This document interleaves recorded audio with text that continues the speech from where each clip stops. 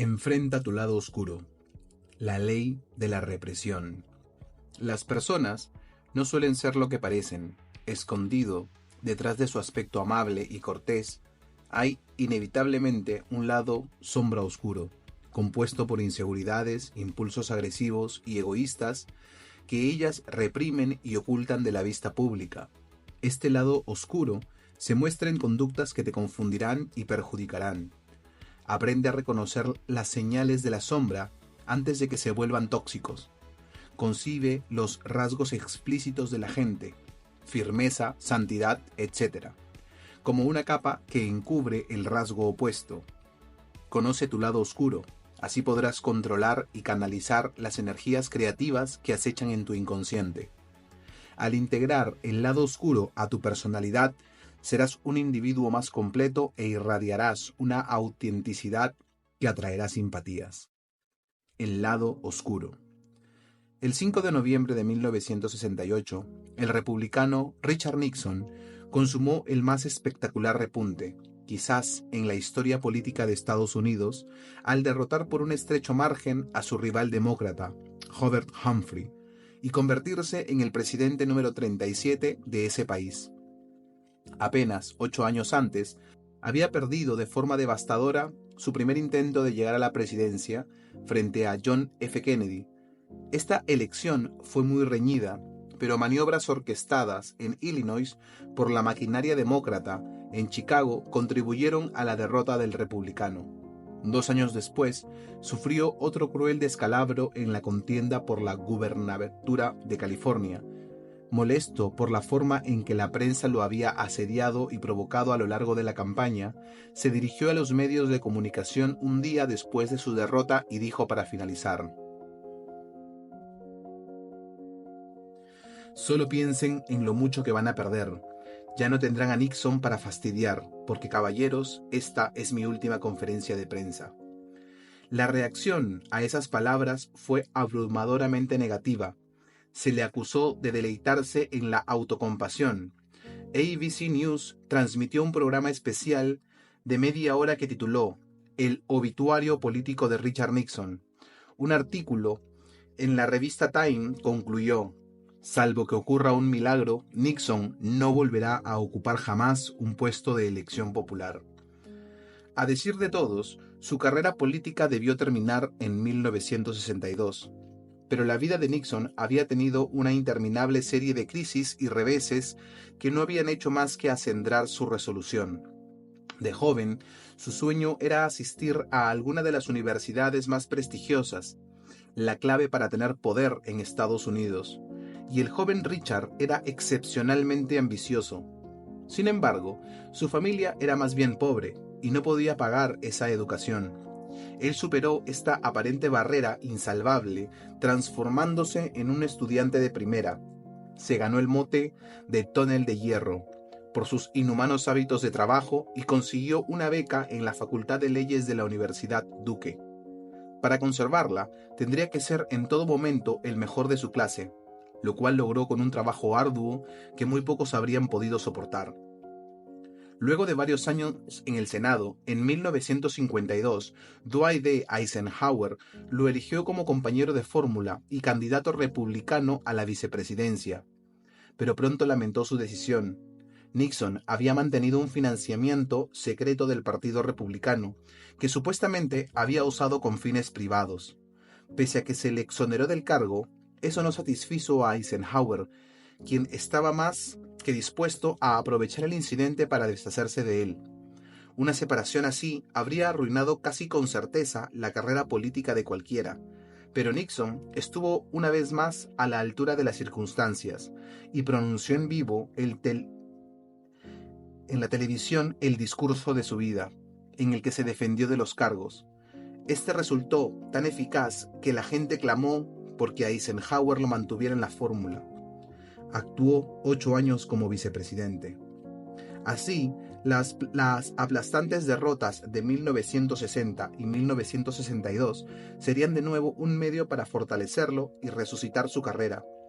Era un gato con 9 vidas. Nada podía acabar con él. Tras desaparecer unos años, volvió a la carga en la elección de 1968. Era ahora un nuevo Nixon, más relajado y afable. Un hombre que gustaba del boliche y las bromas subidas de tono. Habiendo aprendido todas las lecciones que le habían dejado sus varias derrotas, realizó una de las campañas más tersas y astutas de la historia moderna, e hizo que todos sus enemigos escépticos se tragaran sus palabras cuando derrotó a Humphrey.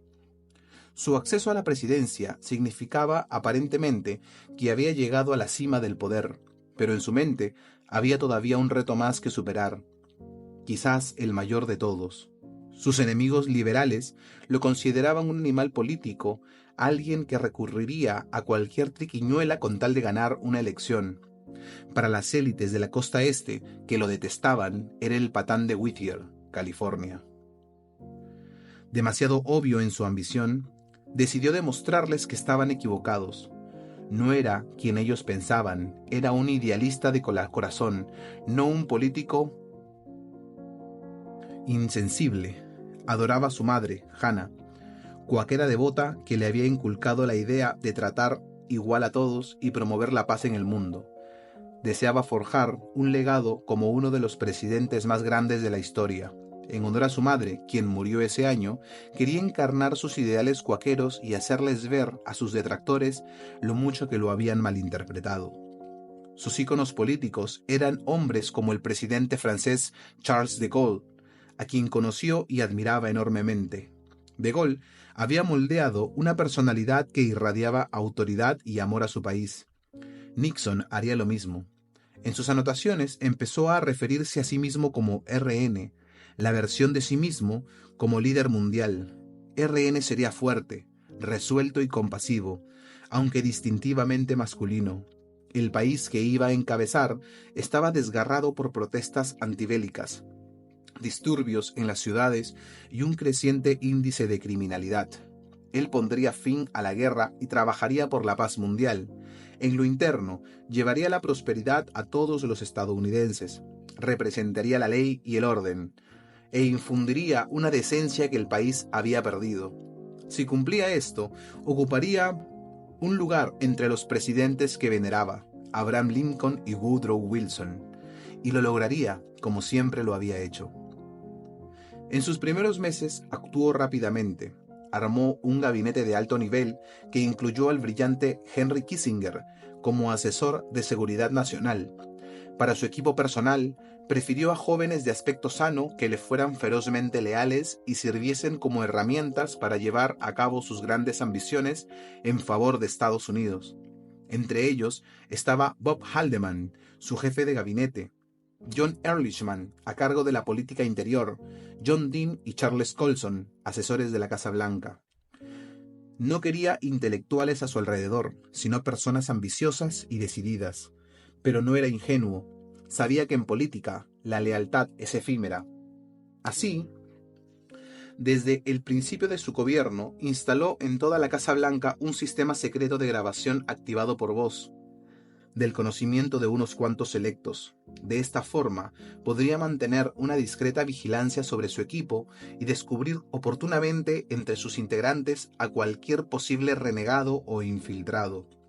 Esto le proporcionaría evidencias que podría usar después si alguien intentaba falsear alguna conversación con él.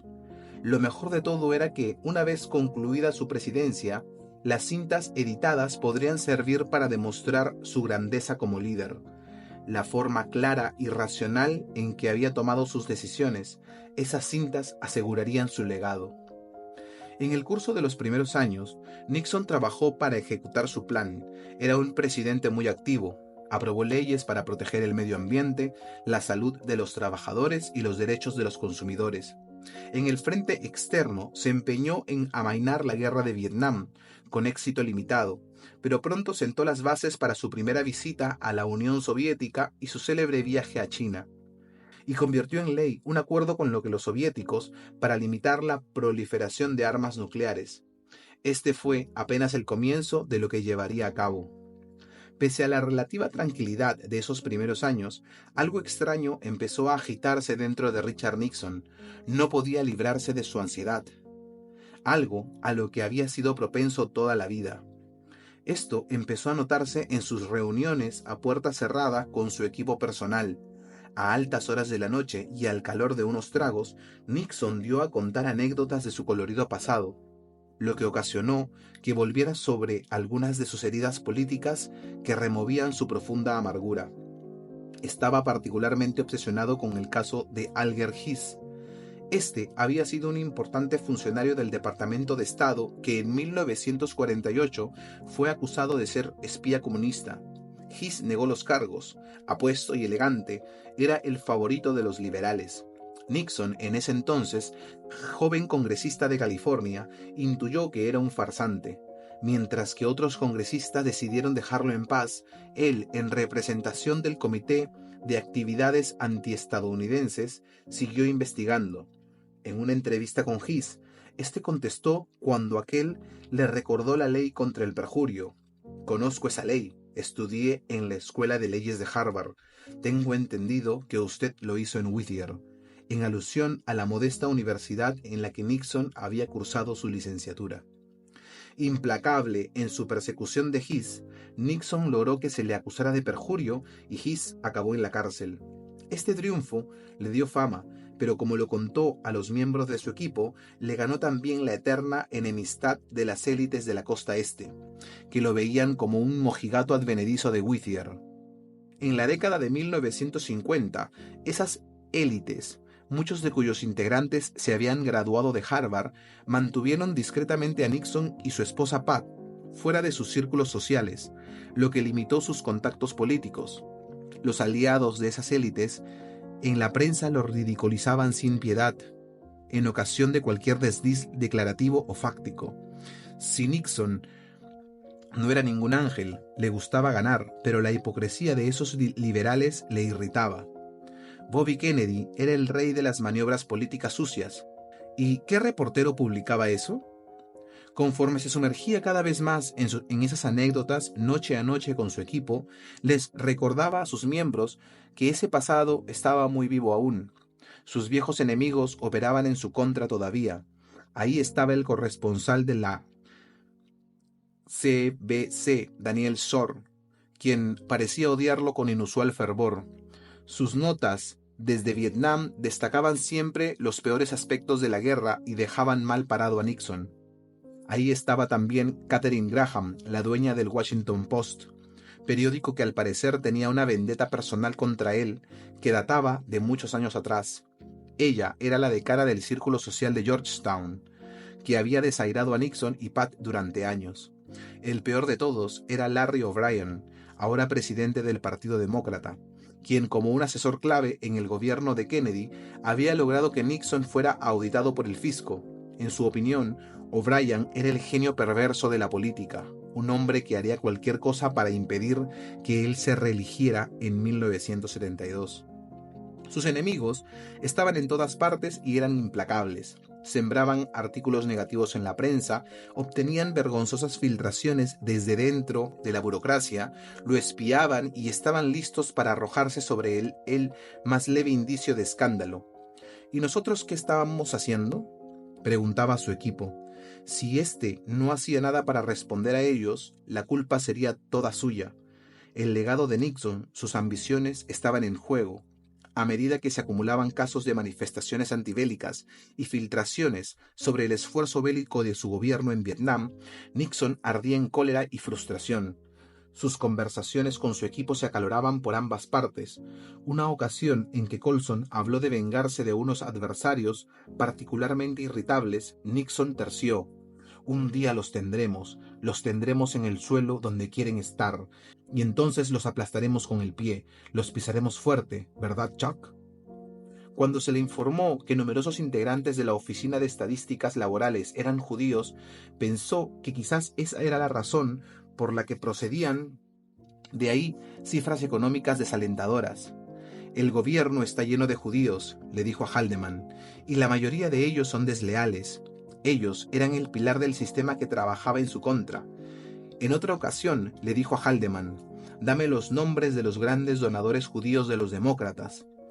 ¿Podríamos investigar a alguno de esos parásitos? ¿Habría que auditarlos? tuvo otras ideas severas sobre cómo perjudicar a Katharine Graham y avergonzar a Daniel Score.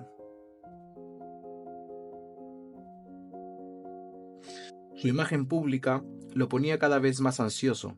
Era crucial para su legado, presionaba a su equipo, incluso a Henry Kissinger, para que promovieran la prensa su recio estilo de liderazgo. En entrevistas debían referirse a él como amigo de la paz y no dar demasiado crédito a Kissinger. Quería saber qué decían de él las élites de los partidos en Georgetown. ¿Por fin estaban cambiando su opinión sobre él? Pese a su nerviosismo, en 1972 estaba claro que las circunstancias le favorecían. Su rival demócrata en su intento de reelegirse fue el senador George McGovern, un liberal intransigente. Nixon iba a la cabeza en las encuestas, pero quería más, quería arrollar y recibir el pleno mandato del electorado. Seguro de que sujetos como O'Brien tenían algunos trujos bajo la manga, instigó a Haldeman para que espiara y ensuciara a los demócratas. Quería que reuniera un equipo de cascanueces que hiciera el trabajo sucio con máxima eficiencia. Él debía encargarse de los detalles. Por eso, en junio de ese año, le consternó leer en el Washington Post acerca de una torpe irrupción en el Hotel Watergate, en la que un grupo intentó sembrar micrófonos ocultos en las oficinas de Larry O'Brien. Esto derivó en el arresto de 3 individuos, James McCord, E. Howard Hunt y G. Gordon Liddy, vinculados con el comité de reelección de Nixon. Esa irrupción fue tan mal ejecutada que éste sospechó que todo había sido un plan de los demócratas. Aquel no era el eficiente equipo de cascanueces que él había solicitado. Días después, el 23 de junio, habló con Haldeman sobre la irrupción. El FBI investigaba el caso. Algunos de los detenidos habían sido agentes de la CIA. Haldeman propuso conseguir que altos mandos de la CIA presionaran al FBI para que abandonara la investigación. Nixon estuvo de acuerdo. Le dijo a Haldeman: «No me involucraré en esto». Haldeman respondió: «No, señor, no queremos que lo haga». Pero aquel añadió: «Juega rudo, así es como ellos juegan y así jugaremos nosotros». Puso a su asesor John Dean a cargo de las investigaciones internas, con instrucciones precisas de que obstruyera al FBI y encubriera todo vínculo con la Casa Blanca. Después de todo, Nixon no había dado órdenes directas de ejecutar la irrupción. Watergate era una minucia, nada que empañara su reputación. Desaparecería junto con todas las demás maniobras políticas nunca descubiertas ni registradas en los libros de historia. Tenía razón, al menos por el momento. La gente prestó poca atención a la irrupción en Watergate. Nixon logró entonces una de las victorias más arrolladoras de la historia electoral estadounidense. Arrasó en todos los estados, salvo en Massachusetts y el Distrito de Columbia, y obtuvo un porcentaje muy alto por encima de los demócratas.